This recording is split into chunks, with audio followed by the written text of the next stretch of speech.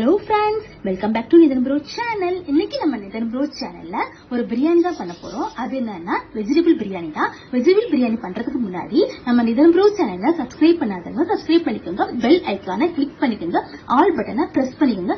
அப்பதான் நம்ம போடுற ஒவ்வொரு வீடியோவும் உங்க நோட்டிபிகேஷன் வந்து காமிக்கும். இப்ப நம்ம வீடியோக்குள்ள போலாம் வாங்க. வெஜிடபிள் பிரியாணி பண்றதுக்கு நான் சின்ன வெங்காயம் ஒரு 10 கட் பண்ணி வச்சிருக்கேன், ஒரு தக்காளி கட் பண்ணி வச்சிருக்கேன், அதுக்கப்புறம் இஞ்சி பூண்டு ஒரு 5-6 விழுது எடுத்திருக்கேன், பச்சை மிளகாய் 3 எடுத்திருக்கேன், அதுக்கப்புறம் வந்து வெஜிடபிள்ஸ் இந்த மாதிரி கட் பண்ணி வச்சிருக்கேன், உருளைக்கிழங்கு, பீன்ஸ், கேரட், அப்புறம் வந்து பச்சை பட்டாணி. நான் வந்து ஒரு டம்ளர் அரிசிக்கு இந்த அளவு எடுத்திருக்கேன் நான். அதுக்கப்புறம் வந்து கொஞ்சம் கல்லுப்பு எடுத்திருக்கேன், அப்புறம் வந்து கரம் மசாலா ஒரு டேபிள் ஸ்பூன் எடுத்திருக்கேன், அப்புறம் வந்து பிரியாணி இலையும் பட்டையும் எடுத்திருக்கேன்.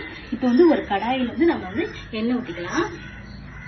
நான் வெஜிடபிள் பிரியாணி பண்றதுக்கு குக்கர் தான் யூஸ் பண்றேன்.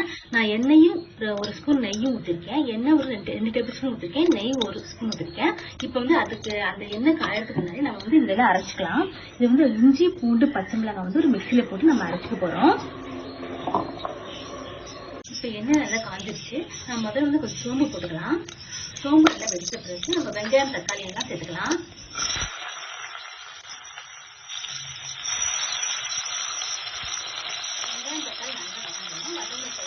நம்ம அரைச்சி வச்சு அந்த விழுதை நம்ம போட்டுக்கலாம். இந்த பட்டையும் பிரியாணியிலையும் ஆட் பண்ணிக்கலாம். ஆட் பண்ணி நல்லா கலந்துக்கலாம்.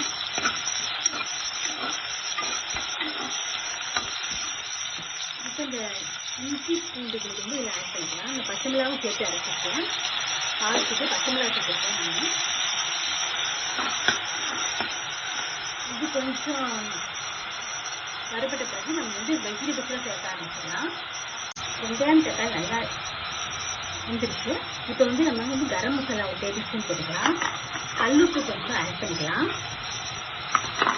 அப்புறம் வந்து நம்ம கட் பண்ணி வச்ச வெஜிடபிள்ஸ்லாம் சேர்த்துட்டு வந்துடலாம்.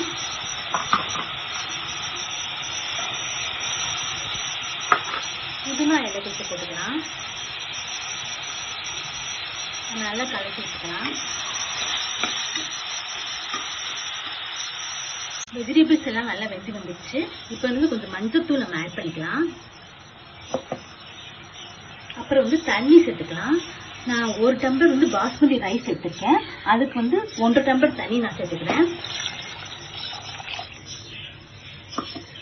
தண்ணி நல்லா கொதிக்கட்டும். அதுக்கப்புறம் நம்ம அரிசியை போட்டுக்கலாம். இப்போ தண்ணி நல்லா கொதிக்க ஆரம்பிச்சிருச்சு. நம்ம வந்து எடுத்து வச்ச அரிசியை வந்து இதில் போட்டுக்கலாம். போட்டு நல்லா கலந்து விட்டுக்கலாம்.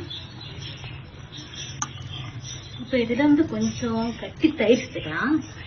தயிர் சேர்த்துதான் நம்ம பிரியாணி வந்து நமக்கு உதிரி உதிரியாக கிடைக்கும், டேஸ்ட்டும் கொடுக்கும். இந்த மாதிரி பிரியாணி பாதி வந்துருச்சு.